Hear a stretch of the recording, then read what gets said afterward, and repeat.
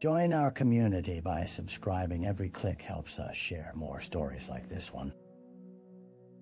The introduction. In the twilight hours of a late November evening, the small town of Cedar Glen lay cloaked in an unsettling silence, nestled amongst dense woods and rolling hills. It was a place where everyone knew everyone else's, name a tight-knit community, where secrets buried beneath familiar smiles had a peculiar way of emerging. The air was sharp with the scent of impending winter, and wisps of fog coiled around the faded streetlights as they flickered to light. Among the well-tended homes, a modest two-story house stood apart, its worn blue shutters hanging askew, and the garden overgrown with weed. This was the residence of 34-year-old Rebecca Fielding, an unassuming librarian known for her late-night work sessions, sorting through the archives of Cedar Glen's history. On this particular night, a muted ticking of the clock echoed through the hollow chambers of her home. Easy inside. Rebecca sat hunched over her cluttered desk, illuminated only by the soft glow of a desk lamp. An array of papers, photographs, and handwritten notes lay strewn about her current obsession, the mysterious disappearance of a local girl from 2 decades prior. As she puzzled over the faded newspaper clippings, her pen scratched against the paper, capturing thoughts that raced through her mind like lightning. What had happened to Claire Hastings? The girl had vanished without a trace in 2001, a case that still haunted the town. Though Rebecca had heard the whispers, she needed to know the truth. Unbeknownst to her, this night would shatter the fragile calm of Cedar Glen and reignite the flames of a past long fought, extinguished. Before the sun rose again, Rebecca Fielding's world would be irrevocably altered, and the search for answers would plunge her into a darkness she never anticipated. The victim, Claire Hastings, a vibrant 14-year-old, had a smile that could brighten the gloomiest of days. With her flowing chestnut hair and infectious laughter, she was the kind of girl who effortlessly attracted friends and neighbors. On the surface, life in Cedar Glen seemed idyllic for Claire. Born into a loving family, she was the youngest of 3, cherished by her parents, and adored by her sibling. Yet beneath the surface, storms brewed with the intensity of a gathering underhead. Claire entered her teenage years at a time when the social pressures of adolescence began to reshape her world. The friendships that had once felt like a protective blanket began to fray, tensions rising as peers sought their own identities. Claire grappled with the suffocating weight of expectations and longed for a sense of belonging amidst the shifting landscape of Horton High School. The evening of her disappearance, Claire had claimed she would be attending a friend's house for a study group. But her friends later recalled unease in her laughter, as though the act of pretending became too much to bear. That night, as dusk painted the sky in brush strokes of purple and gold, Claire slipped out the front door, leaving behind a note that would haunt her family for years. Though days turned into weeks, and then months, no trace of Claire surfaced. Flyers plastered across town depicted her radiant face, while candlelight vigils became rituals and shared grief. The Hastings family found themselves spiraling into despair, haunted by sleepless nights and unanswered questions. Did she run away? Was she taken? The town's collective heart beat heavily for the girl who had vanished, drawing tighter around the Hastings family, protective yet suffocating. Claire Hastings became a ghost, a name spoken with reverence, a reminder of a life that flickered like a candle's flame, the unresolved mystery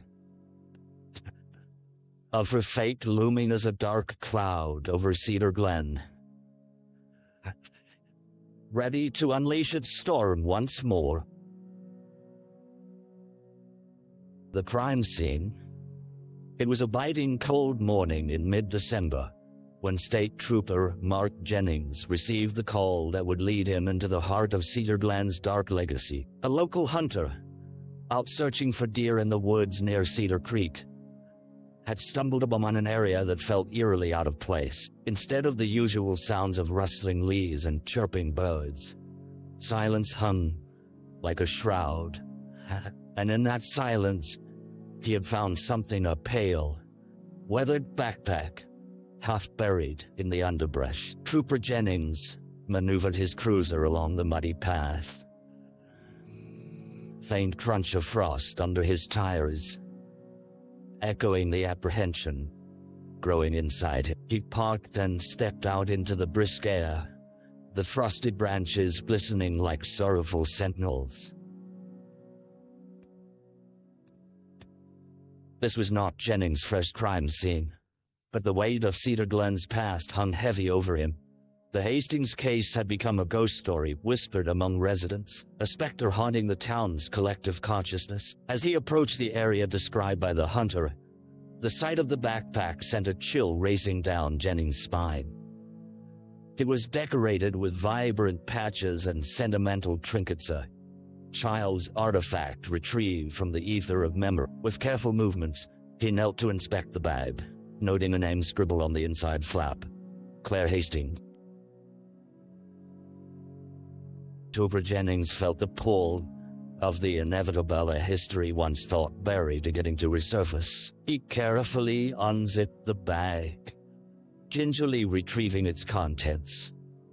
A worn notebook filled with Claire's handwriting, remnants of a forgotten lunch, small frayed teddy bear. Each item was a thread leading back to a time when Claire was alive, and her laughter filled Cedar Glen's air. The urgency of the situation ignited a fire within Jennings. This was no mere scene.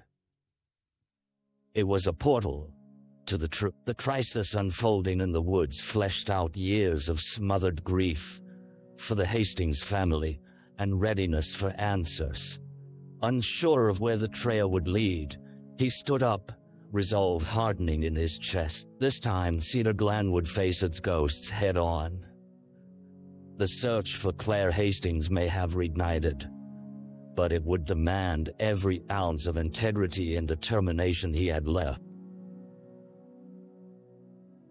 Their early investigation. Within days of the discovery, Cedar Glen was a flurry of activity. Officially, the case was reopened, and Trooper Jennings found himself at the forefront. He convened a team of investigators and promptly summoned the Hastings family. The urgency was palpable. Claire's family had endured years locked in the shadows of unanswered questions, now staring into a fresh light that could either illuminate or deepen their suffering.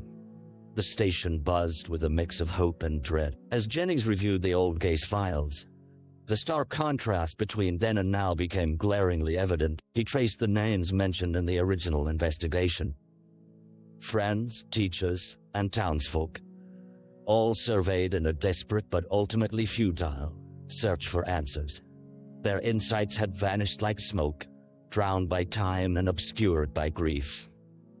Woven by time and obscured by grief. Jennings knew the importance of revisiting those relationships. A series of interviews began with Claire's closest friends. 4 young women, tethered by memories that seemed both distant and unattainable. They each recounted the night Claire disappeared, their recollections fragmented, but charged with raw emotion. Claire had indeed planned to attend a study group, yet conversations revealed cracks in their narrative, a sense of unease that had gone unnoticed at the time. As Jennings probed deeper, he noticed inconsistencies. One friend mentioned a disagreement with Claire over an unreturned favor. Another recalled her confiding in them about feeling pressured and isolated. The once unobtainable image of Claire morphed into a young girl wrestling with inner demons.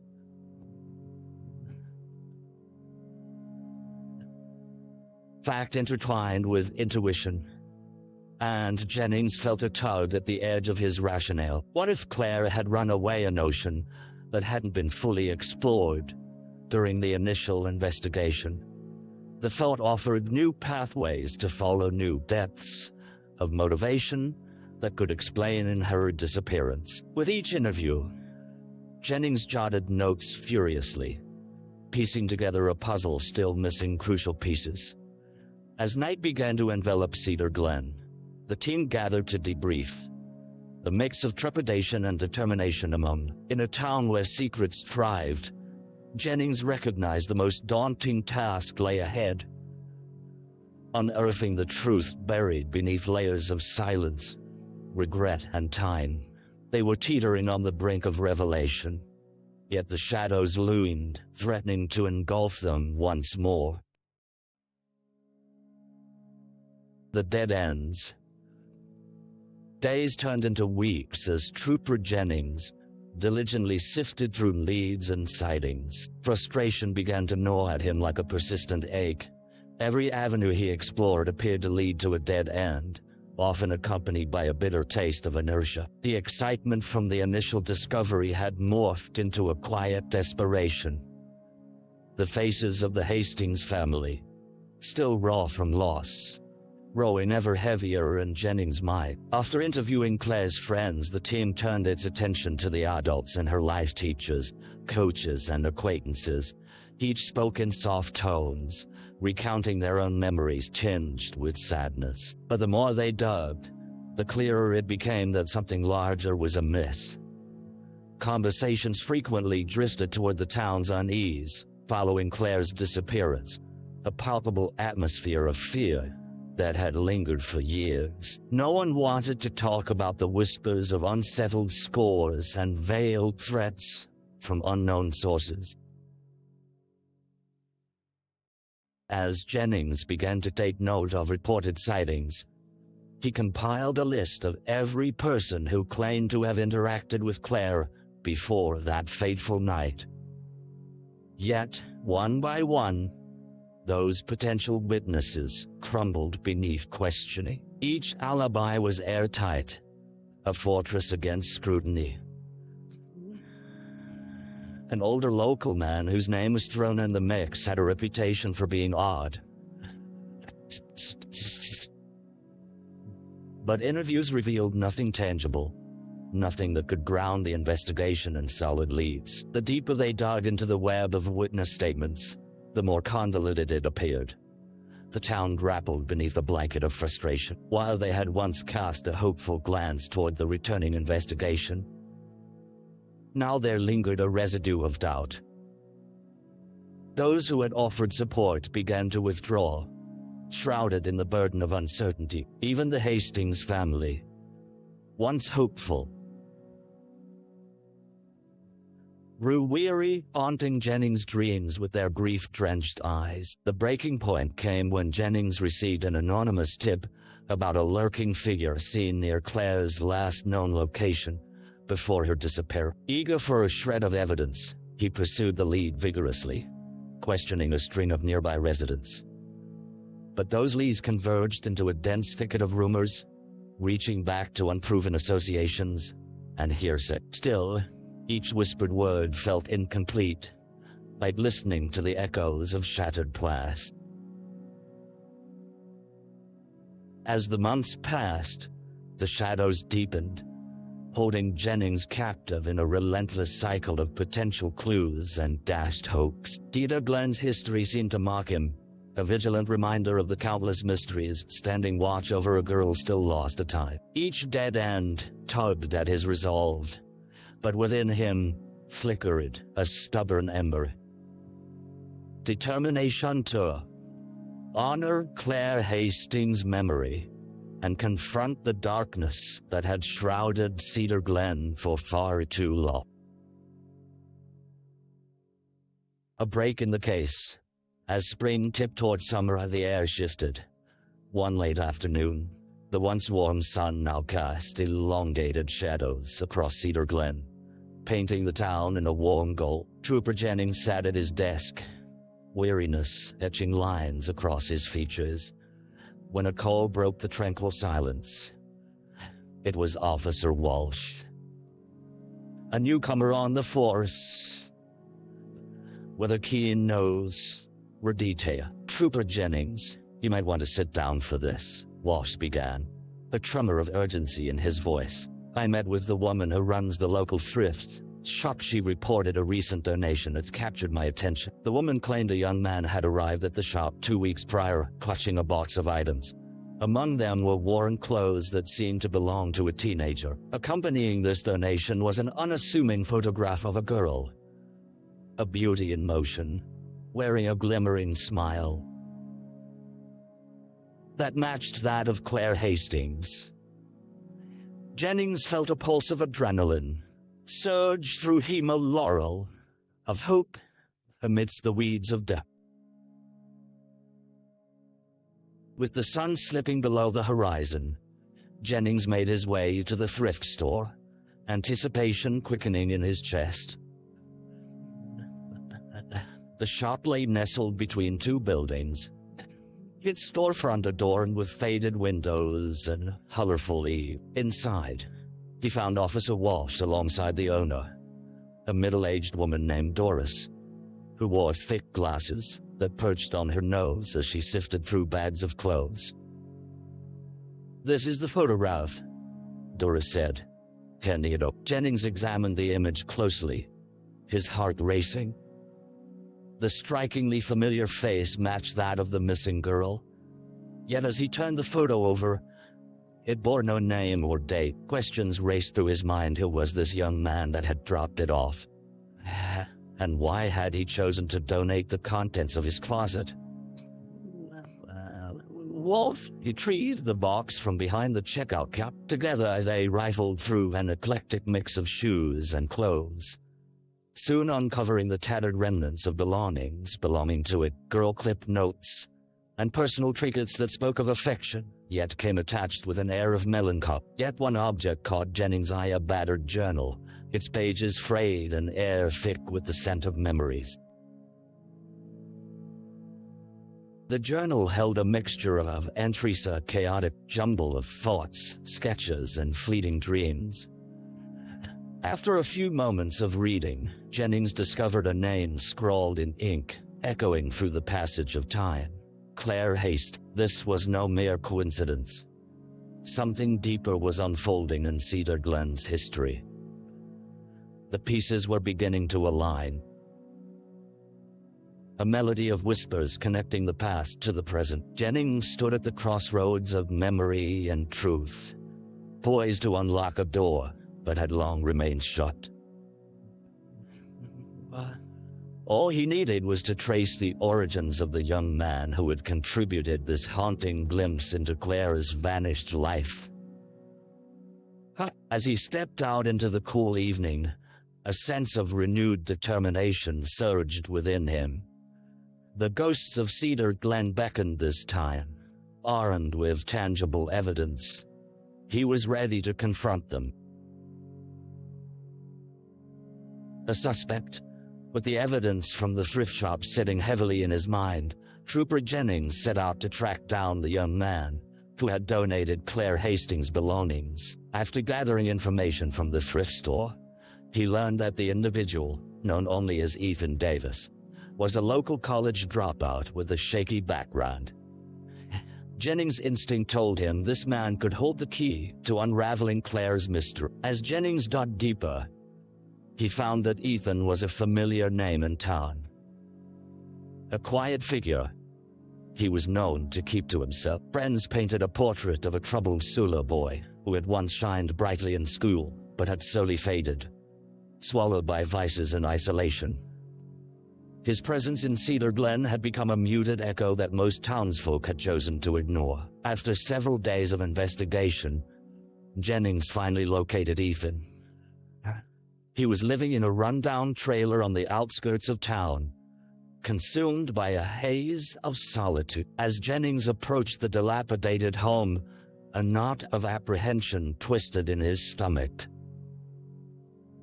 Something about the place felt off, with graffiti-laden walls, and the smell of neglect dancing through the air like ghosts of a past life. Ethan answered the knock with an uninspired demeanor, eyes red and weary. The confrontation began with the usual pleasantries, but Jennings wasted little time before steering the conversation toward the donation. Ethan's body language shifted at the mention of Claire's belongings. His fingers fidgeted, and beads of sweat formed along his brow. I just wanted to get rid of some things, Ethan murmured. It's not just stuff, Ethan, Jennings pressed, his tone growing more assertive. That backpack, those clothes, they belonged to Claire. You knew her. Yeah. Ethan froze, the color draining from his face. I didn't know anything about what happened to her. I swear, he blurted out, panic creeping into his voice. I just hung out with her a few times at school. She was struggling, you know. Jennings leaned in, heart racing. Struggling how? Just all those pressures. Struggling how? There were rumors. People teasing her. I tried to help, but I wasn't good enough. I thought maybe his voice cracked, here taking hold of him. God, maybe if I let go of her things, I'd finally be done with it. A tight silence enveloped the duo as Jennings scrutinized Ethan's shifting expressions. There was something buried beneath his words, a layer of guilt and fear he couldn't yet penetrate. Jennings felt he was edging closer to the truth, but needed something more from Ethan. A connection to Claire that could illuminate the dark spaces in this story. Were you with her the night she disappeared? Jennings pressed with pointed intensity, his eyes locking onto Ethan's. The young man shifted uncomfortably, the tumult of emotions painting a vivid tale behind his stuttering words.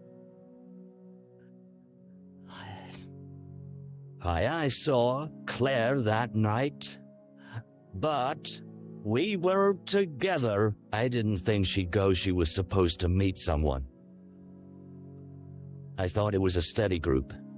As Jennings leaned closer, the weight of unspoken fears hung heavily in the room. Something about the way Ethan spoke hinted at deeper currents of truth, yet clarity remained elusively a web woven tight around this tortured soul. Hannah Hastings' life wasn't just a case gone cold.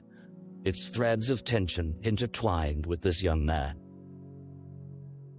Jennings felt the journey toward resolution winding tighter, leading him into uncharted territory rife with uncertainty and dread. The trial. Months passed after Trooper Jennings had made the arrest, transforming from relentless detective into a key figure in Cedar Glen.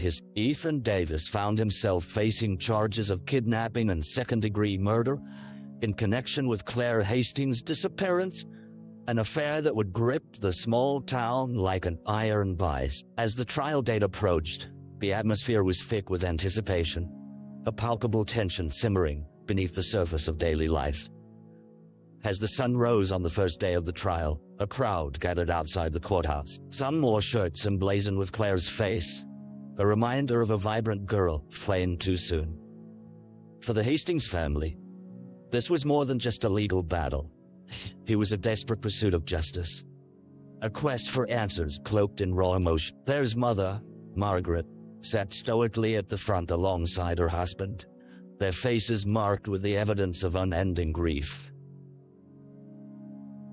Inside the courtroom, the room buzzed with whispers as Jennings took his seat among the legal team representing the prosecution. The air was laced with a potent mix of hope and apprehension. The community, finally willing to confront its past, pressed against the wooden benches, eyes fixed on the jury box. During the proceedings, the prosecution painted a picture of Ethan as a troubled young man enmeshed in a web of unresolved rage and obsession. Jennings took to the stand, recounting the critical moments that led to Claire's discovery. His account detailed the haunting revelations brought forth during interviews with Claire's friends, weaving a narrative that revealed not only the darkness surrounding Ethan, but the strife Claire had faced, the taunts, her sense of isolation, and fate pressure she had endured. Ethan's defense attorney countered with arguments of mental instability, presenting records of Ethan's turbulent past, his failure to cope with the pressures of adolescence. They argued that Ethan's remorse was genuine, that he had never intended to harm Claire, merely seeking connection in an unpredictable world. As the trial unfolded, each testimony felt like a pendulum swinging between hope and despair. Margie Hastings fought tears as she recounted Claire's vibrant spirit and the void left by her absence. She painted a vivid image of the daughter she remembered, causing even the hardened courtroom guards to wipe away unwelcome tears. But each moment of vulnerability was met with the cold pragmatism of the judicial process, a reminder that logic often superseded emotion. After days of testimony, the trial found its way to closing arguments. The defense pleaded for compassion, a return to the humanity buried beneath the litany of charges, while the prosecution concluded on a note of justice served for Claire, a demand for accountability that could extend beyond the courtroom. As the jury left to deliberate, a tense silence fell over Cedar Glen. Outside, the community gripped one another. The weight,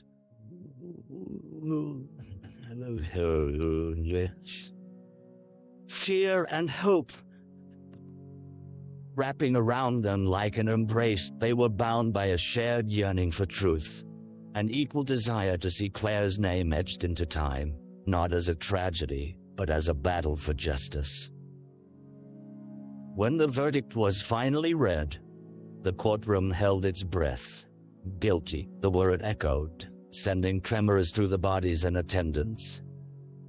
Relief mingled with sorrow, a bittersweet balm laced with lingering memories of a girl whose laughter once filled the halls of Cedar Glen. For the Hastings family, justice had come, but the scars of loss would linger, a testament to both the darkness and resilience that shaped their lives. As they exited the courthouse, they stepped into a world irrevocably changed, yet bound in hope. A new chapter entwined with the memory of Claire Hastings, forever bright against the shadows. The aftermath. As summer descended upon Cedar Glen, its warm embrace felt almost surreal in contrast to the climatic tensions of the past month. The trial had concluded, but the echoes of its verdict reverberated throughout the community, settling heavily in the hearts of its residents. Ethan Davis was sentenced to 25 years in prison, a decision that brought a sense of closure to many but left the Hastings family struggling with the enormity of their loss. Margaret and Henry Hastings sought solace in one another, their shared grief binding them closer yet exposing fissures beneath the surface. Claire's room remained untouched, a shrine to their daughter, filled with photographs and memorabilia that whispered stories of laughter and love, but now felt more like echoes of a past life they'd never reclaim. Every evening, they would sit together in the dim light, searching for ways to navigate a future without her, shadows of despair lingering like specters around them. The community responded to the verdict with a mixture of relief and unease. While most felt a semblance of justice had been achieved, the undercurrents of fear remained. Conversations swirled in coffee shops and on porches, the whispers surrounding Claire's story evolving into an amalgam of speculation, horror, and remember. Cedar Glen had become a town forced to reckon with the emotions that had been buried beneath their collective silence. Trooper Jennings continued to work with fervor, now driven by an obligation to the Hastings family and a community yearning for safety and healing. Seeking to prevent another tragedy like Claire's, he launched initiatives aimed at fostering open communication within the town. Support groups were formed, allowing residents to confront their fears about safety and share the burdens of their grief. The impact was palpable.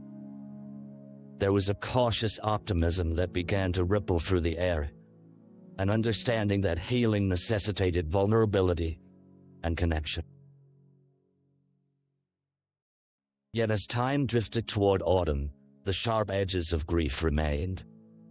A memorial for Claire was planned, a coming together meant to solidify her place in Cedar Glen's history and ensure her story was not forgotten. The event, a candlelight vigil held at the town's central park, attracted countless residents, each flickering flame representing not only Claire's light, but a collective vow to honor memory. On the night of the vigil, the park appeared ethereal, awash in glow from the candles nestled within the attendees' hands. The evening air shimmered with emotion as Margaret and Henry stepped forward, holding a framed picture of their daughter, captured in a moment of pure joy. As they spoke, voice trembling yet strong, of the crowd listened intently, hearts intertwined with their grief. Hearts may break, and memories may fade, Margaret began, but love endures. There was a light who touched so many lives, and it is that light we choose to carry forward. Around them, the community engaged in an unspoken pact to embrace the healing springs forth from their shared experience. The tears and laughter that erupted in the wake of Claire's memory were not merely reflections of loss, but rather an invitation to celebrate life and acknowledgement of vulnerability forged in the fire of loss, beginning to mend frayed hearts. As the night drew to a close and the last candle flickered against the encroaching darkness, Cedar Glen took a deep breath, exhaling the weight of the past, while tentatively embracing hope for a future unmarred by silence. They were united in remembering Claire Hastings not just as a tragedy, but as a catalyst for change and enduring spirit, prompting a town to heal, to listen, and to stand together against the shadows that threatened to envelop them. Reflection. The crisp autumn air swept through Cedar Glen, whisking away the last remnants of summer as leaves cascaded to the ground, a tapestry of fiery colors. For the Hastings family, the vigil had marked a significant turning point. The act of remembering Claire in unity with their community ignited a flicker of hope and renewal within them. Yet, beneath the surface, the weight of loss remained palpably an invisible shroud that enveloped their days. Margaret often found herself sitting at the kitchen table, Claire's favorite chair left empty. It was there she would rummage through old journals, hoping to glean wisdom from her daughter's innocent reflections. With each turn of the page, she couldn't help but feel a bittersweet mix of pride and anguish. Her daughter's spirit bled through the lines, vibrant and full of dreams that would never be realized. The entries brimmed with thoughts of friendship, aspirations, and struggles navigating life as a teenager in a small town. In the evenings, conversations between the Hastings transformed. They spoke not just of grief, but of the lessons gleaned from Claire's life, from the simple joys that often go unnoticed. Henry reminded Margaret of the summer adventures they'd taken, as a family-life laughter that burst forth like firecrackers over the 4th of July. They began to recount Claire's stories, keeping her spirit alive by celebrating the vibrant girl she had been. The community, too, slowly healed. With Jennings leading town forums, the conversations shifted from whispers of fear to discussions of support, resilience, and collective responsibility. Neighbors began to share their struggles, opening their doors to one another. Workshops for youth surfaced, led by those once burdened by secrecy, empowered to foster safety and connection. As winter approached and its cold grip settled over Cedar Glen, the town felt different, alive with a sense of unity born from a tragedy that had shone forth a new light. Margaret would often speak at gatherings, focusing on the importance of mental health awareness, encouraging youth to reach out when faced with difficulty. Honor, empathy, and understanding became the mantra woven into their lives, echoes of Claire Hastings' spirit, transcending sorrow.